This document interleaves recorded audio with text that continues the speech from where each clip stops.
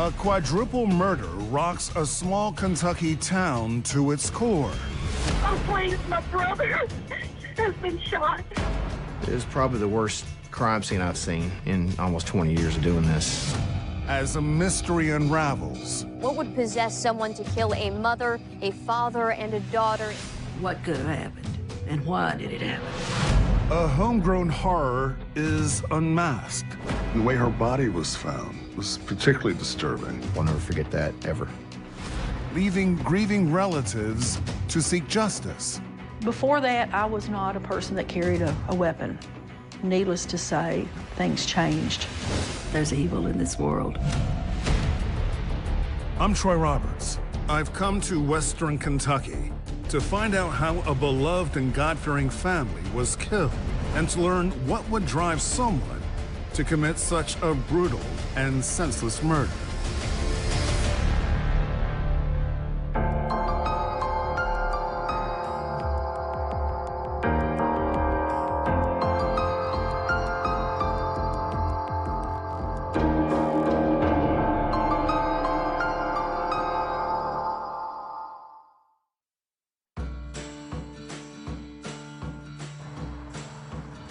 When you drive into Cadiz, Kentucky, what you notice are the rolling farms, the tobacco barns, and the mom-and-pop shops. It's a bit like driving into America's past.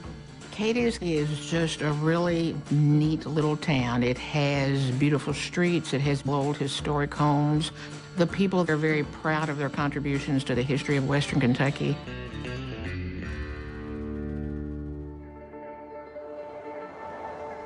The Champion family has lived in this part of Western Kentucky for generations. Hi, I'm Troy Roberts. I'm Lisa Champion. Thanks for having me. It's beautiful here. Well, it looks better when it's not as wet. We've had an extremely wet February. Every time Lisa Champion steps out onto her front porch, she is forced to relive the worst day of her life. I know your loved ones are in your heart every day, but when you walk outside your home and you see this reminder across the street where your loved ones were brutally murdered, how do you get past that? It's very difficult. I harbor a lot of anger, much anger, but there's some days where I'll just break down crying, just wailing.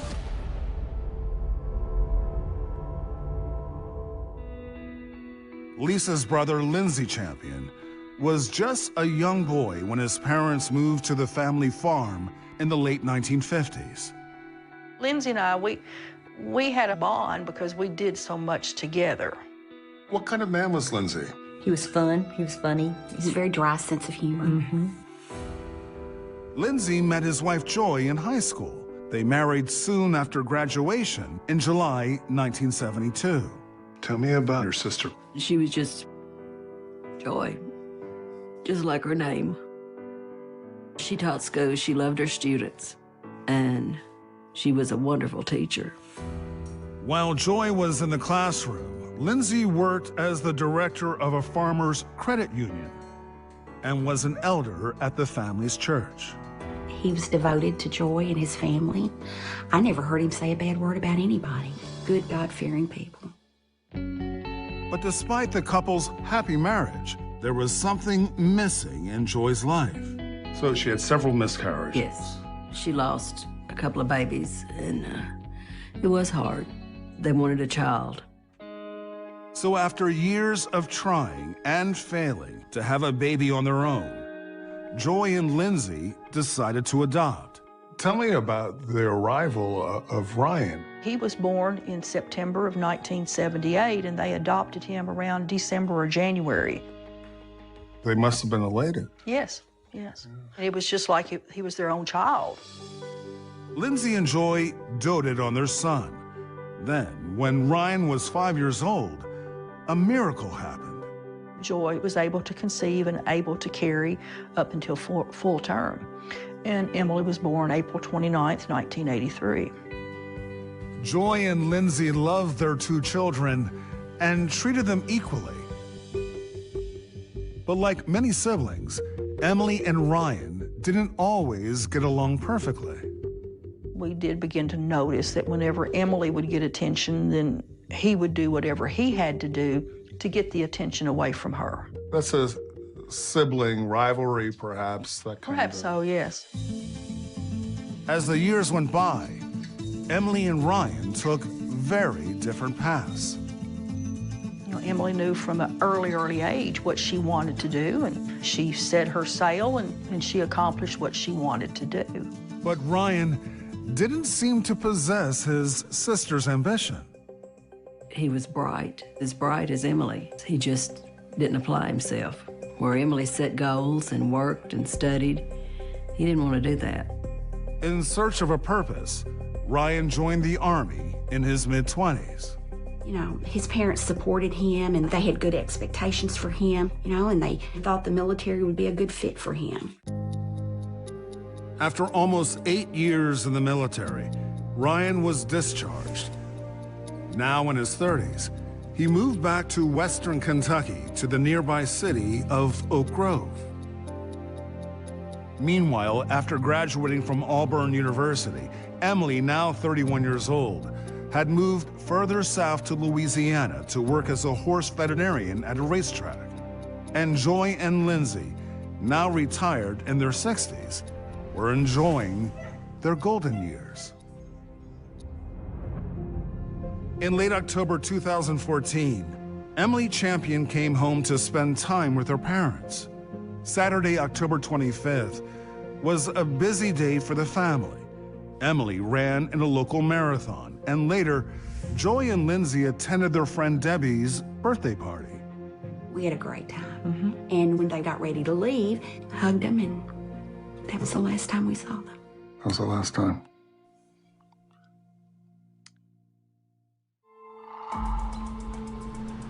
The next morning started off just like any other Sunday.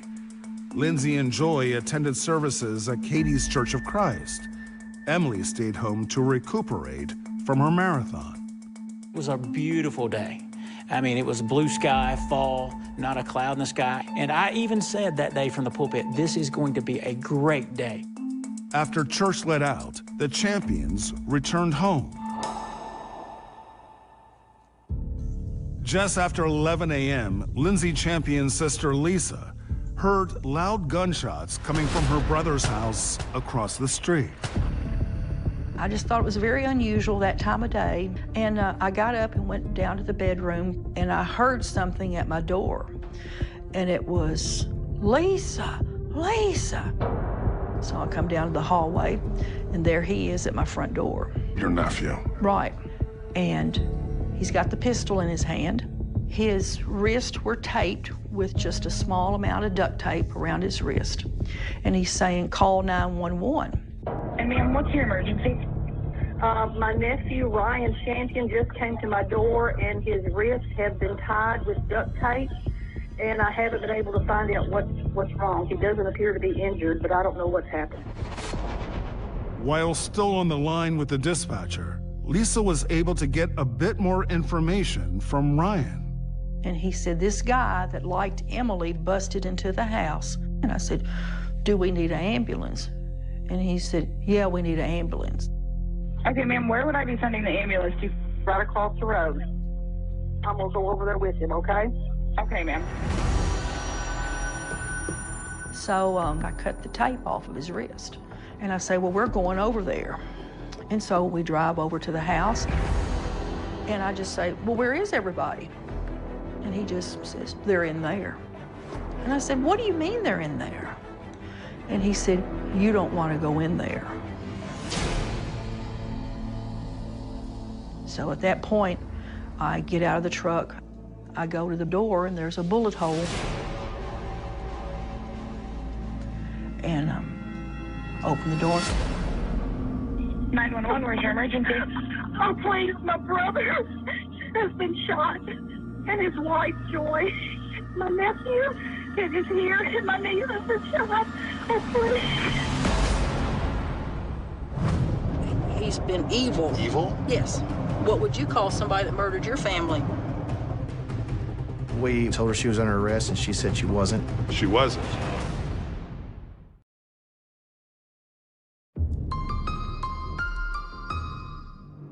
Oh, please, my brother has been shot, and his wife, Joy.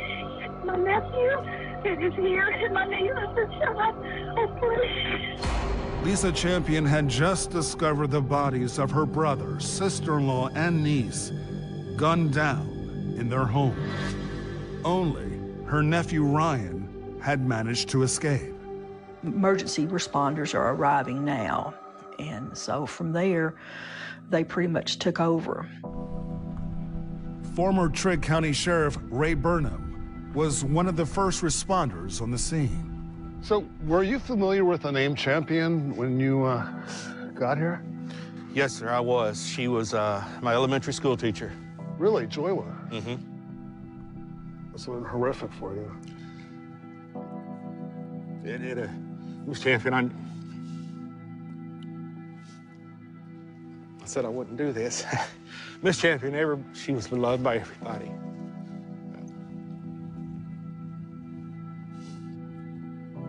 She was a great teacher. Everybody thought a lot of her.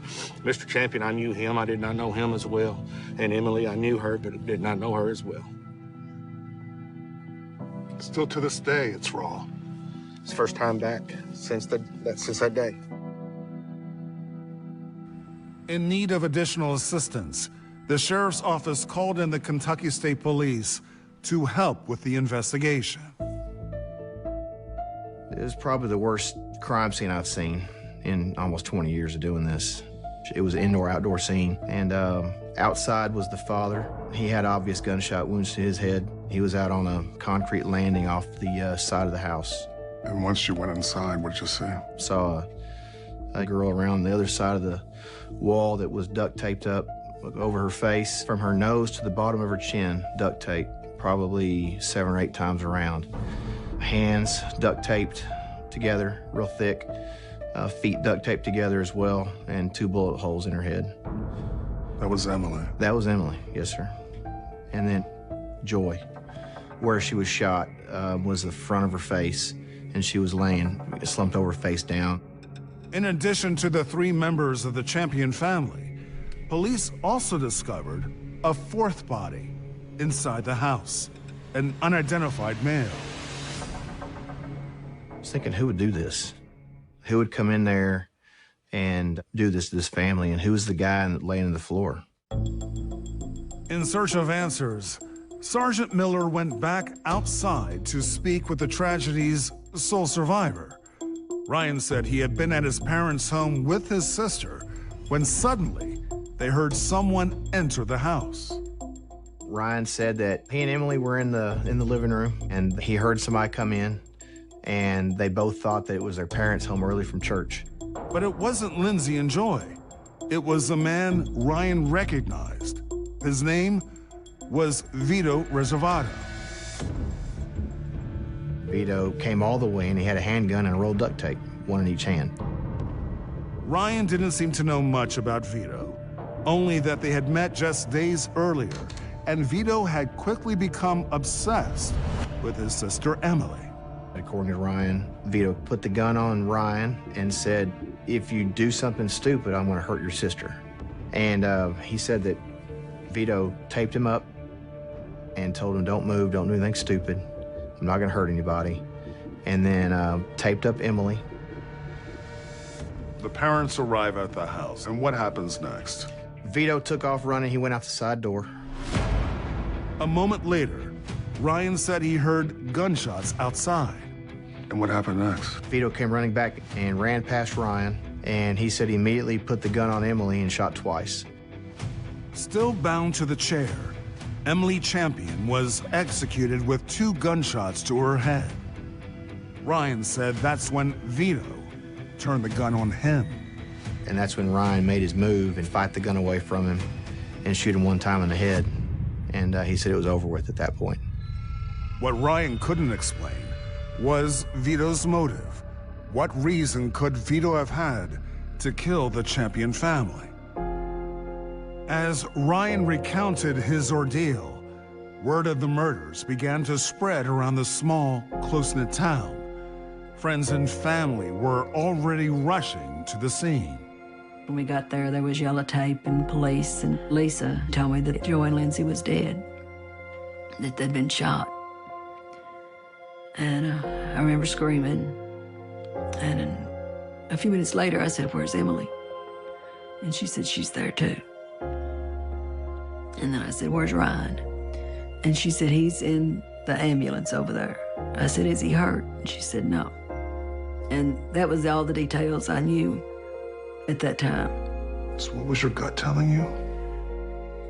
I was in shock. I just couldn't think beyond that they were gone, and I just couldn't believe it. You know, what could have happened? And why did it happen? That was exactly what investigators wanted to find out. Did the champions have any known enemies? None. I never could find anybody to ever say a bad thing about them. Just good people. As members of the community rallied around Ryan, investigators determined that the alleged shooter, Vito Reservato, was a 22-year-old local. He had this ID on his person, and you'll notice he has got a very distinct birthmark on his face, and so they were able to identify him. Vito Reservato? Yes. Who was he? Can't really tell you a whole lot about Vito's background. I know he had a young child. When this happened, friends and people who knew of Vito were shocked that he was engaged in this kind of behavior. Any criminal past? No criminal past. Investigators wondered, why would a young man with no record suddenly snap and kill an entire family? They also had a long list of questions for the one person who managed to escape the scene completely unharmed. Why is he not injured? Why does he not have any marks on him at all? How is that possible?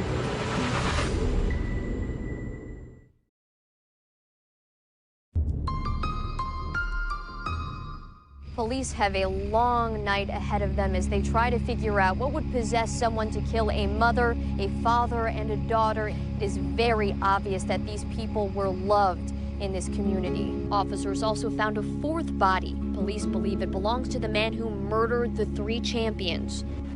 As investigators continued to process the brutal crime scene late into the night, they soon realized things were simply not adding up.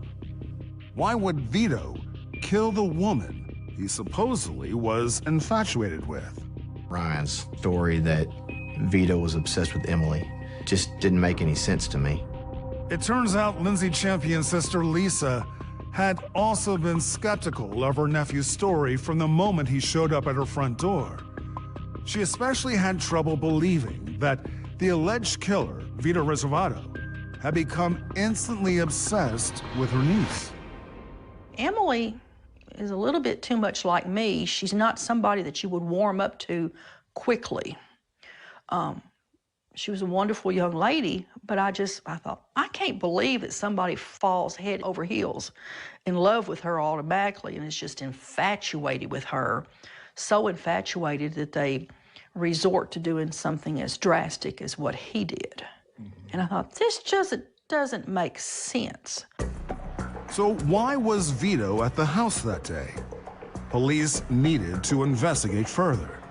As they continued speaking to the survivor, they were eager to learn more about the relationship between Vito and Emily.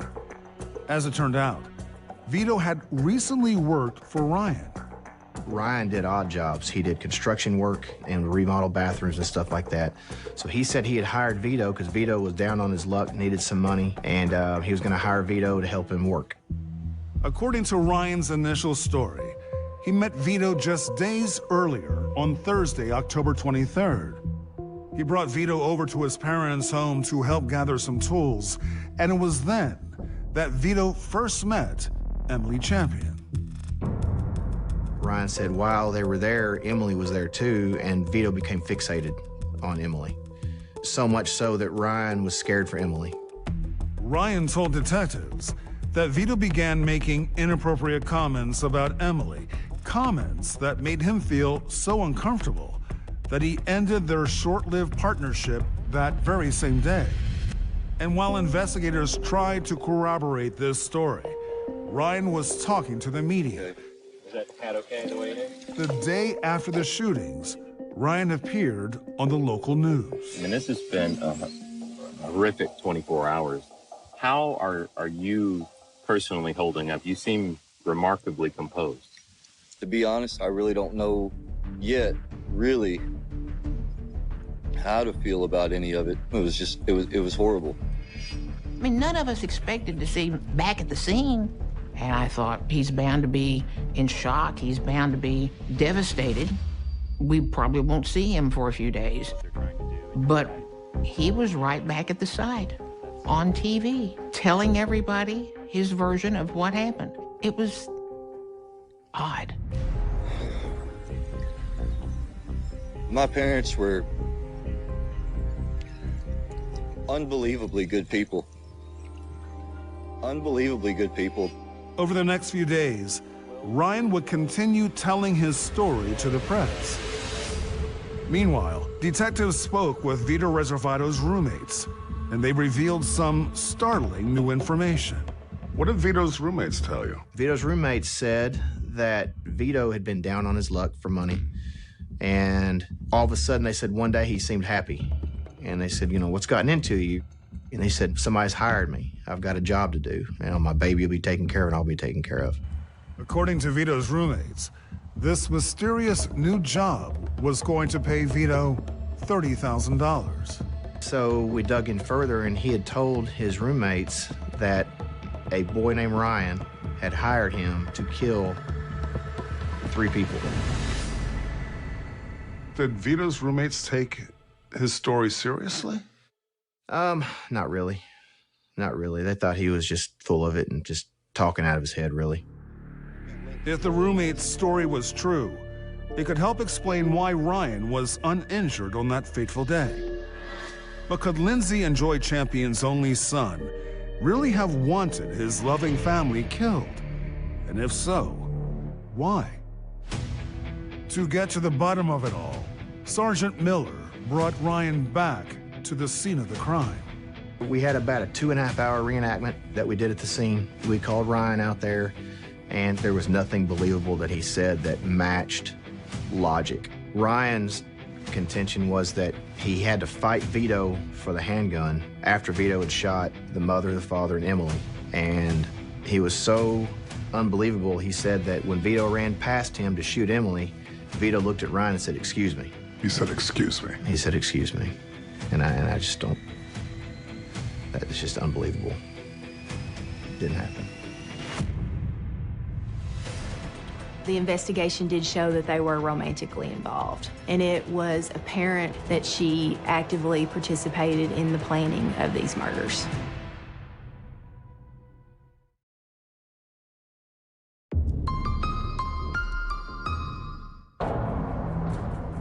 After receiving an influx of alarming information, detectives were taking a closer look at Ryan Champion. So 3 days after the murders, they had him reenact the crime the way he claimed it had gone down. Ryan's contention was that he had to fight Vito for the handgun after Vito had shot the mother, the father, and Emily. He said that's when he came to me and put the gun in my face and realized that the gun had run dry. And he dropped the empty mag and put a new magazine in the gun, racked the slide forward, and that's when Ryan made his move. But there was a hole in his story that Ryan couldn't answer. The gun used in the murders had a magazine that held only 7 bullets. 4 bullets had been spent shooting at Lindsay, 2 at Joy, then another 4 at Emily, for a total of 10 bullets. Simple math was a big problem for Ryan because the magazine only held 7 rounds, so Vito was not reloading when he took the gun from him. And so I told him that, and he said, "That's not possible." And I said, "Ryan, it's simple math." And he said, "I don't know what to say to that." And I said, I bet you don't. After Ryan's reenactment, Police brought him to the station for more questioning. We sat there and talked for, it seemed like a 3-hour interview. It was an interview that turned into an interrogation. And we had a couple words, and he just looked at me, and he said, "I didn't kill my family." And I said, "Ryan, it's not a question at this point. I know you killed your family, and we're gonna prove you killed your family." But in order to arrest Ryan, Kentucky State Police needed additional evidence to prove that his son would kill his entire family without a clear motive. So detectives dug deeper, turning their attention to the duct tape that was used to bind the victims. Well, Ryan contended in every interview that he was taped up first because he was the biggest threat to Vito. And so we thought, well, maybe we can look at the duct tape and show that Ryan was not taped first, he was taped last. It was a shot in the dark. This is the tape that we found on the floor at the crime scene. And this is the end of the tear that was on Ryan Champion. And if you look at it, you can see how it perfectly fits in there. And it matches a perfect tear. And that's significant because? It shows that the last piece of tape torn from this roll was used to tape Ryan. This refutes his story completely that he was taped up first. These discarded strands of tape were suddenly proof positive that Ryan had lied about this sequence of events. But did that make Ryan the killer? While investigators worked quickly to figure that out, Ryan remained a free man. So did you see Ryan again after this? When we went over to the house to pick out clothes for the funeral. Did you have any substantive conversation with him about the circumstances surrounding not a lot. murders? Not a lot, because we were just kind of biding our time. The police just said, you know, that they were doing their investigation, and, you know, we didn't want to alienate him right away in case he slipped up on saying something. Your gut is telling you, my nephew killed my family. And you're around him? I can't even imagine how hard that would be. It was. To look at him and think, you know, you did this. You know, and part of me just couldn't, my head knew it, but my heart just couldn't accept it.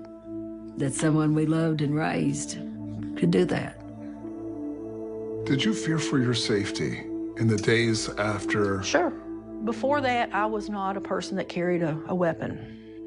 Needless to say, things changed. On October 31st, 5 days after the murders, the Champion family gathered to make funeral arrangements for Lindsay, Joy, and Emily.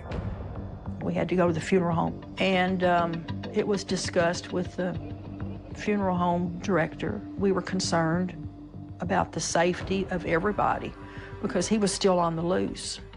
You know, if he would murder Joy, Lindsay, and Emily, and Vito, who's next? What else would he do?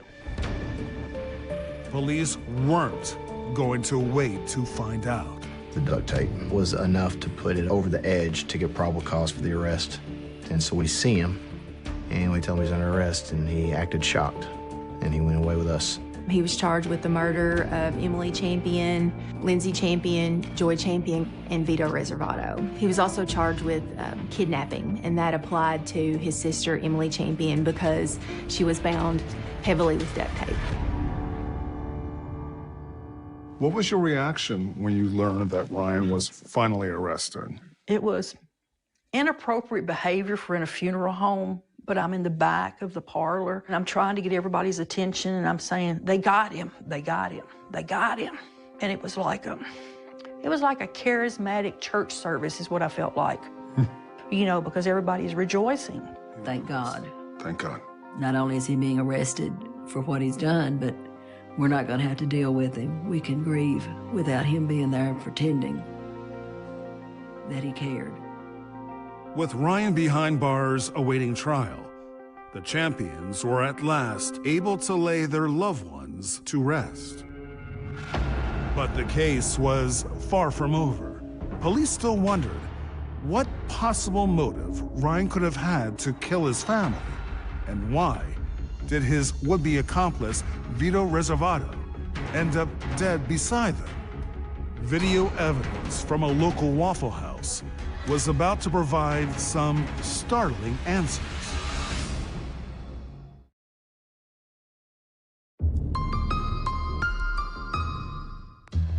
Ryan Champion had just been arrested and charged for the murders of his mother, father, sister, and his one-time employee, Vito Reservato. But investigators still didn't understand what role 22-year-old Vito played in the murders until an unexpected tip came in from a few towns over. We got a phone call from a gentleman that frequents the Waffle House in the neighboring town of Oak Grove. And this gentleman said that he knew the Champion family, and he thought that he saw Ryan and Vito and some woman that he didn't know who she was at the Waffle House a few days before the murders happened, eating together. So we thought, let's go check it out. There, on the Waffle House security video, were Ryan and Vito. Here they come right here. This was 5 days. 5 days before. Yes, sir. At this time, Ryan Champion was only claiming to have known Vito Reservato since Thursday, and the murders happened on a Sunday. So obviously, he had known Vito longer than what he indicated to the police. And police were also surprised that they were joined at the restaurant by a third person, who they would come to identify as Ann Plotkin. How did you learn about Ann Plotkin? The day that Ryan was interviewed first, which was the day that the murders occurred, he threw out Ann Plotkin's name to basically solidify his story that Vito was obsessed with Emily. And he said that we need to go talk to Ann because Ann will tell you the same thing. Ann knows Vito because Vito dated Ann's daughter. So Ann will have information if you go talk to her, so that's what we did. Tell me a little bit about Ann Plotkin. Ann Plotkin and Ryan Champion had known each other for years. She was a advocate for Ryan Champion in the days following the murders. I don't understand it. I really don't, because I know Ryan and no. There is no way. I'm gonna be there for Ryan no matter what. When investigators questioned Ann, they learned there was a reason that she stood by him. They were romantically involved? The investigation did show that they were romantically involved. What did Ann Plotkin say about Ryan? She called him her ride and die partner. But what was Ann doing at the Waffle House with Ryan and Vito? And could she have possibly have had a hand in their deadly scheme? Eager to learn more, investigators pressed Ann for information. We wanted to talk to her specifically about her phone. We wanted to know if there were messages between Vito and her and Ryan on her phone. And she said, no, there's not. And she picks up her phone and she's just as quick as she can, she's just tapping her phone. And I stood up and got over behind her and said, are you deleting stuff? Because if she's deleting stuff, we've got to take her phone to preserve the evidence. Ann's attempt at deception had just unwittingly turned her from a witness into a suspect. Investigators promptly secured search warrants for phone records and Facebook accounts. We were able to get Facebook records from Ryan Champion's account, Vito Reservato's account, and Ann Plotkin's account. We were also able to get call logs from phone companies of each individual. What did the social media posts and communications reveal? It painted a very clear picture that Ann was the middle person, the go-between for Ryan and Vito. If Vito needed to tell Ryan something, they never would directly call or text or Facebook one another. Anytime they needed to contact one another, they would go through Ann. And it was apparent once those were received that Ann Plotkin actively participated in the planning of these murders. In early February 2015, investigators secured a warrant for Ann Plotkin's arrest. We showed up at her apartment complex and told her she was under arrest, and she said she wasn't. She wasn't? She said she wasn't, and she still went to jail, of course. And she denied everything. Ann was charged with complicity to commit capital murder and would now be joining her boyfriend Ryan behind bars. But what was Ann's motive for helping Ryan commit these murders? She kept saying I had something to do with it. I helped, I kept his secrets. She knew what he was going to do, but she loved him and she wanted to be with him. I think Ryan was playing her, really, using her.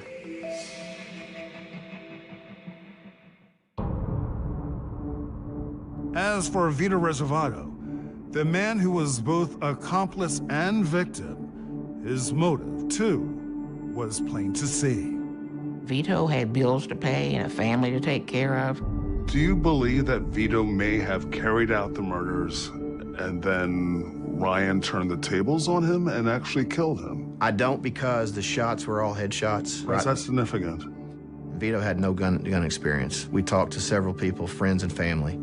They'd never seen him shoot a gun. They all said he was scared to death of guns. But Ryan was in the military. Was Vito the fall guy? Investigators thought so. So what do you think happened that day? I think Ryan killed everybody. I think Ryan killed his mom, his dad, his sister, and then he killed Vito to make sure that there weren't any witnesses. Ryan's motive was the last piece of the puzzle yet to fall into place. But investigators were inching closer to the truth. You also heard from Ryan's former girlfriend. I did. What did she say?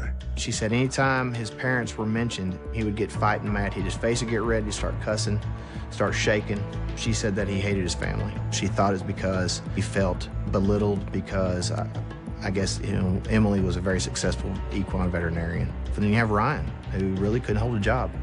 And I think he felt less than appreciated by his family for that. Was there any evidence that Ryan was mistreated by his parents? None at all. No evidence of that at all.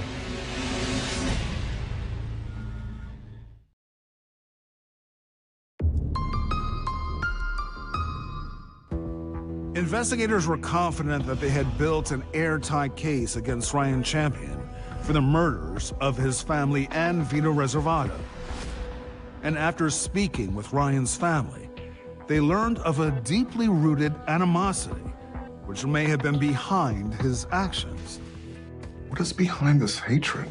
Ryan Champion was jealous of his sister, Emily Champion. The Champions treated Ryan exactly like they treated Emily from everything that I was ever told, but Ryan, for some reason, believed that they favored Emily. Why would Ryan be jealous of his own sister? Because she was successful.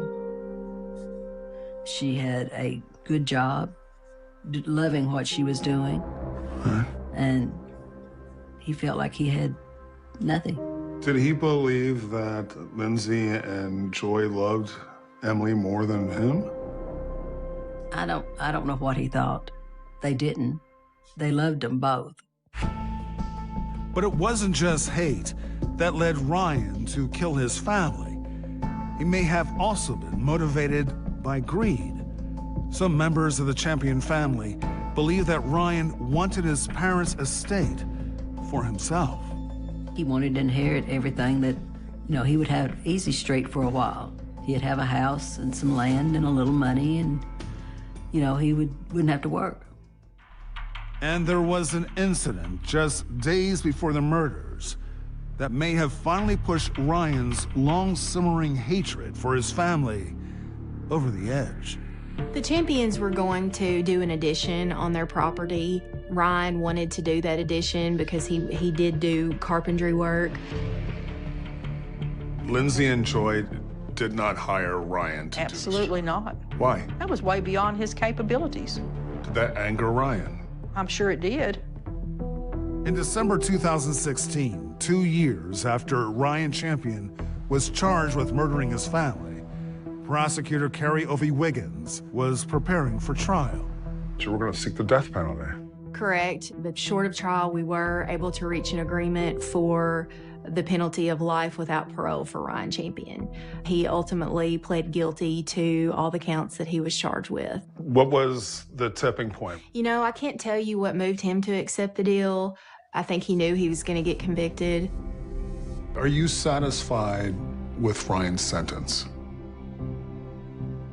Not really, because he needed to feel the same thing that Lindsay, Joy, and Emily felt, if there was any way that that could happen. In May of 2017, Ann Plotkin pleaded guilty to her role in the Champion family murders and was sentenced to 22 years in prison.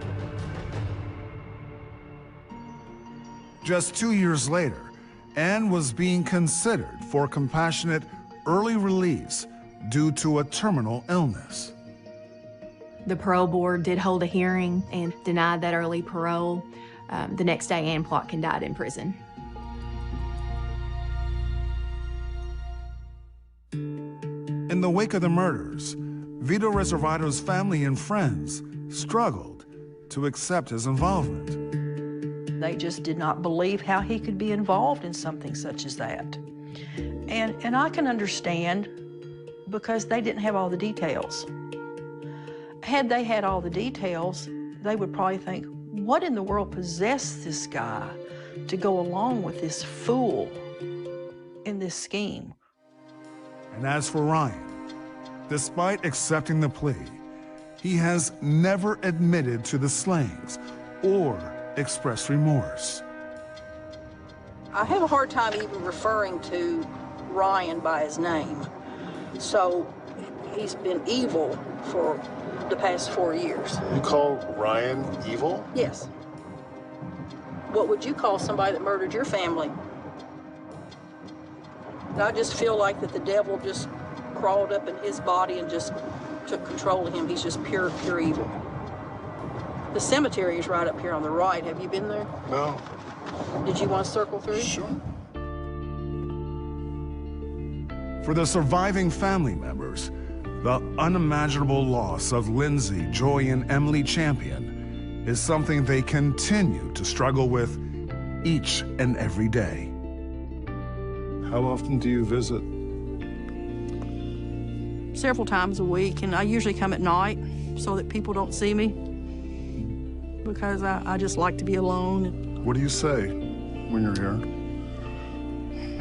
I just say that I'm sorry,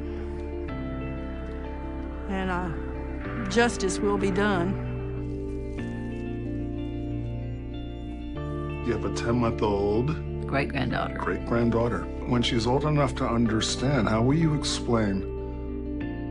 There's evil in this world. That man is given free will, even to commit evil. And of course, we talk about Joy all the time, or Lindsay and Emily. So she'll grow up knowing about them. And she looks like Joy, so. She does? Yeah. So you have that reminder of your sister?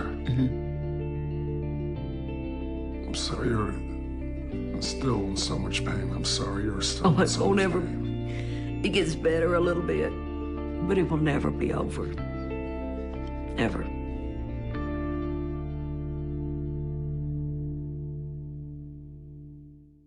For more information on Killer Motive, go to oxygen.com.